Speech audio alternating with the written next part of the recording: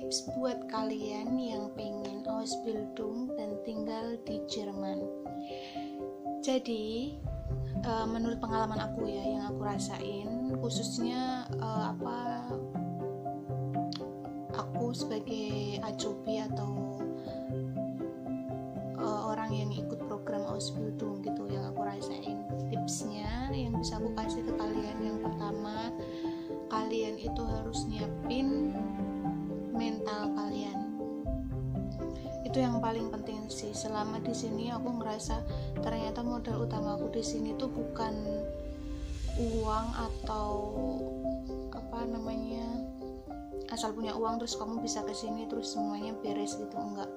Yang paling penting menurut aku tuh yang pertama tuh mental kamu mesti kuat, karena tekanan di sini itu benar-benar susah.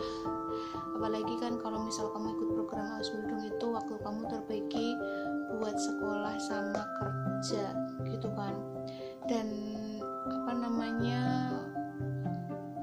tempat kerja kalian itu kalian juga nggak tahu kondisinya kayak apa dan sistem kerjanya kayak apa gitu. Kalau tempat kerja aku tuh kebetulan yang aku rasain itu nggak terlalu ramah sama pelajar gitu. Maksudnya gimana ya, kadang suka jamnya lebih gitu loh, padahal mereka tahu kalau kita itu acubi gitu, pelajar yang seharusnya waktu kita itu emang dibagi untuk belajar juga, nggak cuman kerja. Tapi mereka sepertinya nggak terlalu memikirkan itu gitu.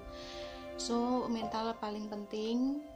Terus yang kedua, kalian juga mesti nyiapin bahasa kalian, kemampuan berbahasa Jerman kalian itu juga penting banget, karena di sini itu komunikasinya otomatis pakai bahasa Jerman. Dan kalau misal kalian nggak bisa pakai bahasa Jerman atau pengen pakai bahasa Inggris, orang-orang sini itu nggak terlalu bisa atau pakai bahasa Inggris sama sekali. Jadi mau nggak mau kalian emang mesti bisa pakai bahasa Jerman gitu.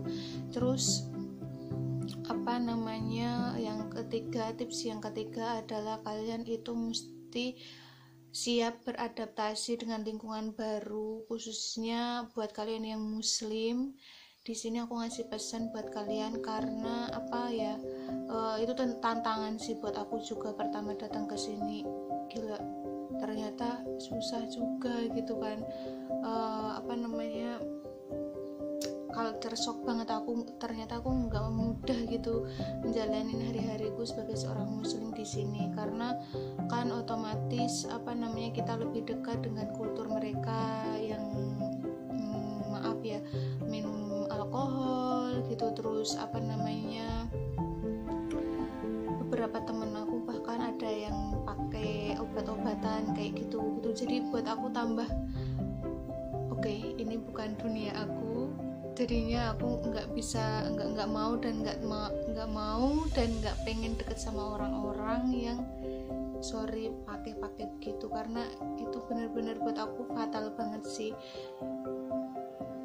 Jadi emang kalian mesti hati-hati, apalagi buat kalian yang seorang muslim ya gitu. Maksudnya alkohol, obat-obatan gitu kan emang dilarang di agama khususnya gitu. Dan di Indonesia kan kayak gitu tuh nggak biasa gitu loh, tapi di sini tuh biasa gitu. Walaupun sebenarnya obat-obatan juga dilarang di sini, cuman aku bener-bener ada di lingkungan yang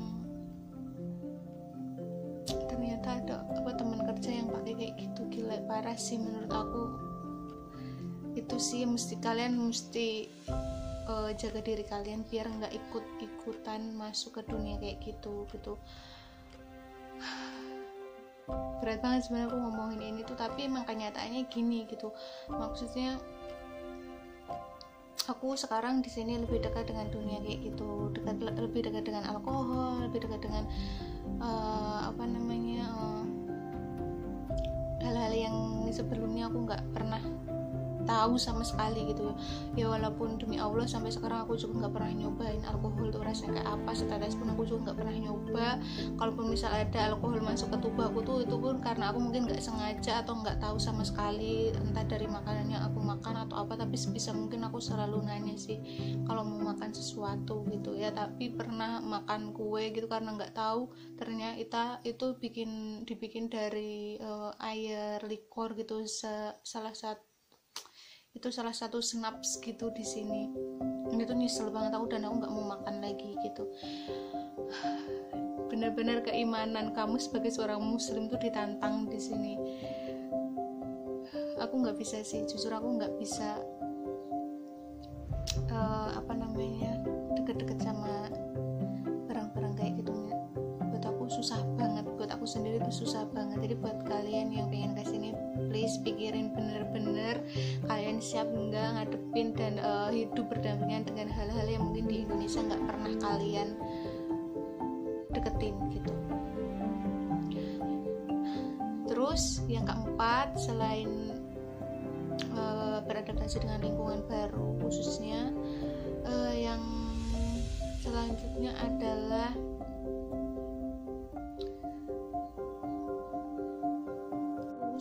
tadi ke skip.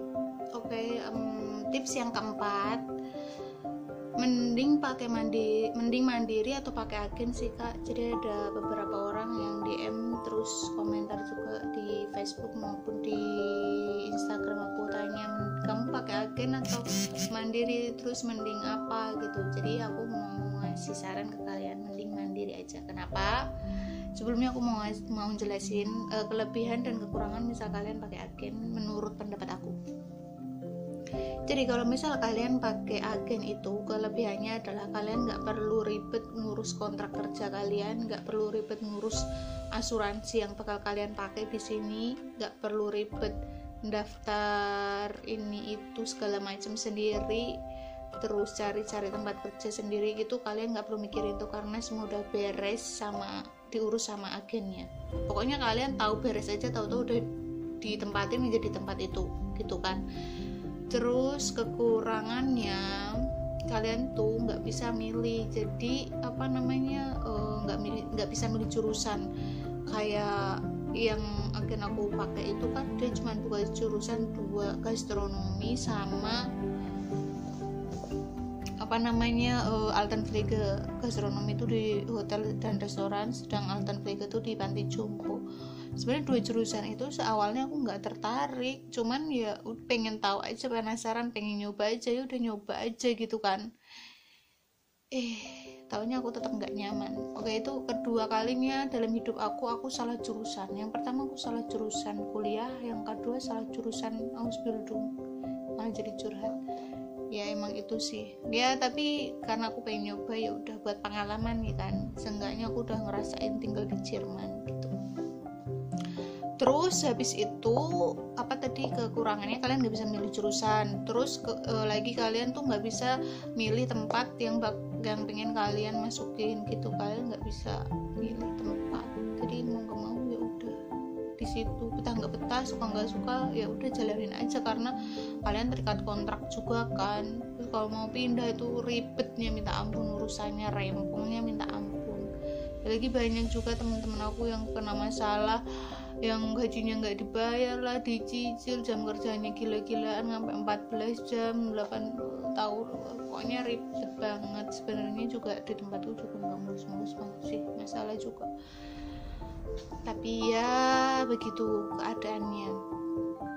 Makanya aku nyaranin kalian mending mandiri aja, karena kelebihan mandiri itu kalian tuh bisa daftar sesuai jurusan yang kalian mau. Seenggaknya kalau itu tuh jurusan yang kalian pengen sesuai dengan passion kamu, kalian tuh lebih banyak motivasinya gitu loh, ketimbang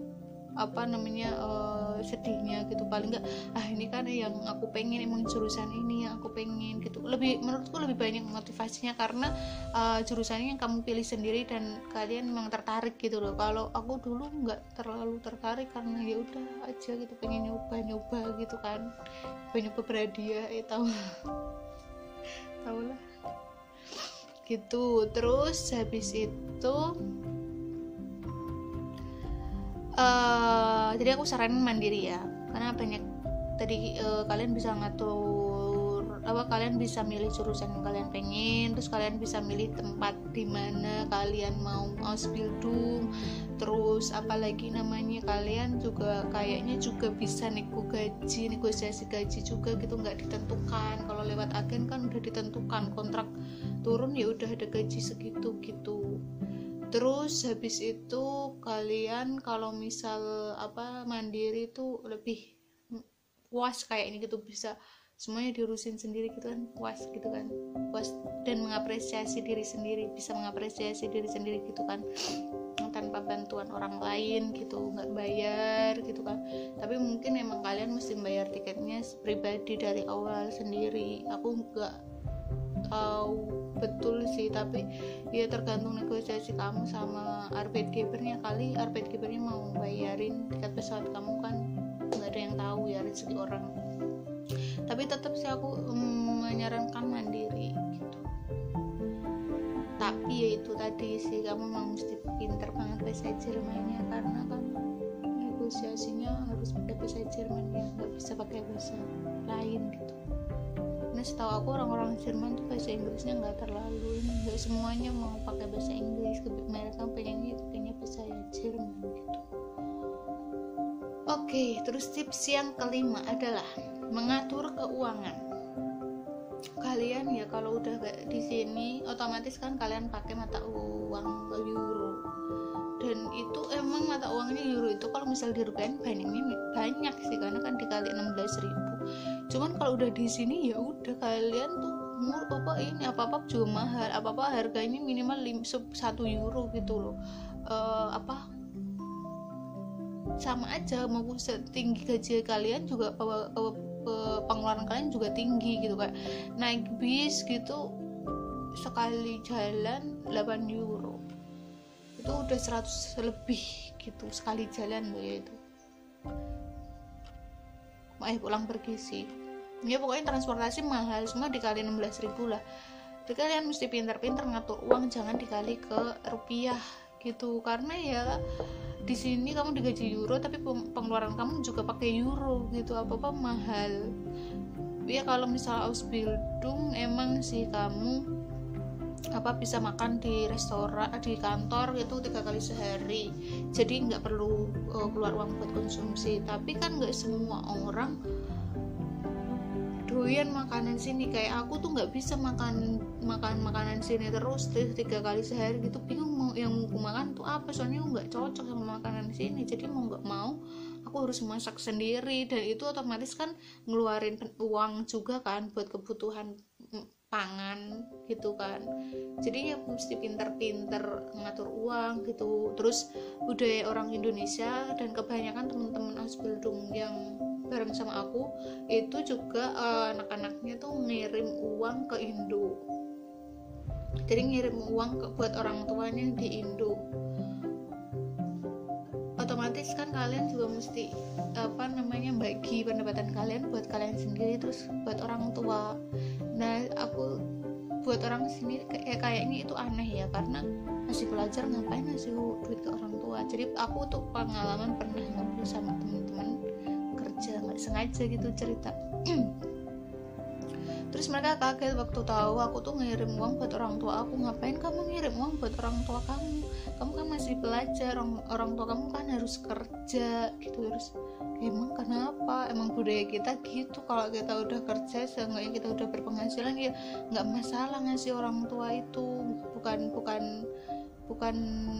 hal yang aneh gitu.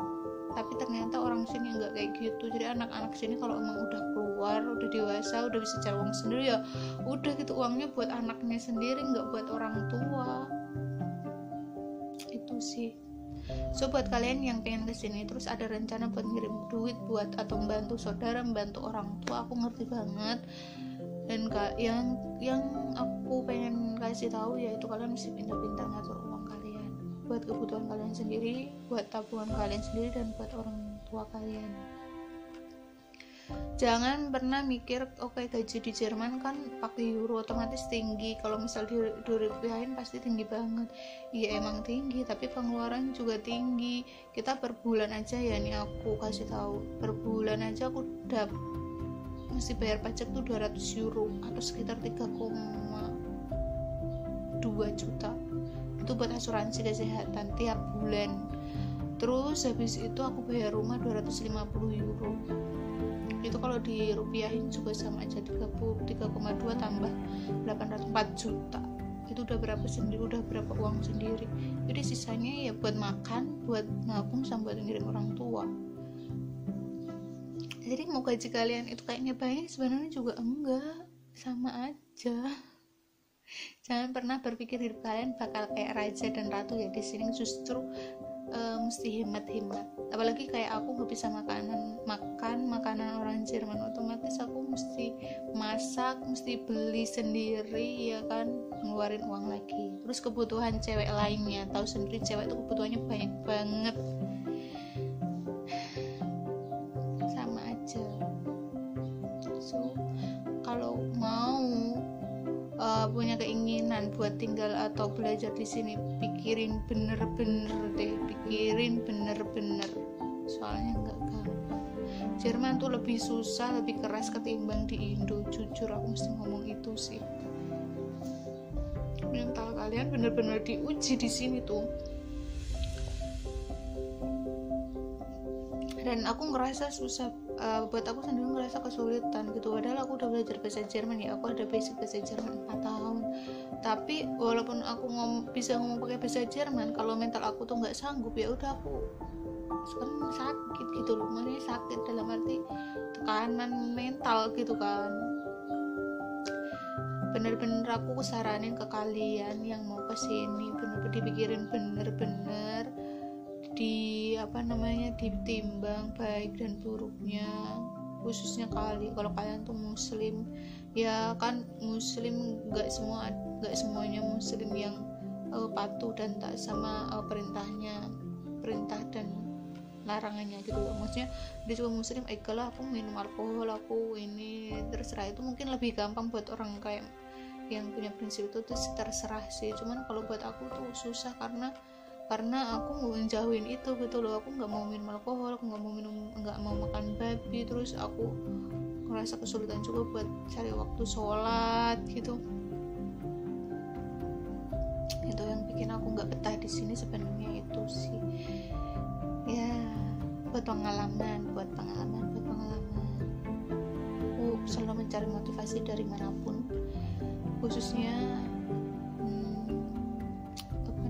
tujuan aku di sini dulu tuh apa. Buat kalian kalau misal udah yakin, silahkan, aku nggak ngelarang sama sekali, silahkan coba merasakan kayak apa, tapi bener-bener yang mesti yakin, pinter-pinter cari motivasi dan semangat, entah itu datang dari orang tua, dari tujuan kamu kesini apa, datang dari diri kamu sendiri. Kamu mesti cari motivasi dari manapun, jadi kalian lebih ringan aja jalanin hidup, pasti lebih ringan cara jalaninya kalau misal kalian punya banyak motivasi gitu. Mungkin itu aja 5 tips kalian yang pengen Ausbildung dan tinggal di Jerman, dipikirin benar-benar ya. Semoga video aku bermanfaat. Kita ketemu di video selanjutnya. Makasih udah nonton, jangan lupa like, comment, dan subscribe biar aku tetap kasih informasi ke kalian.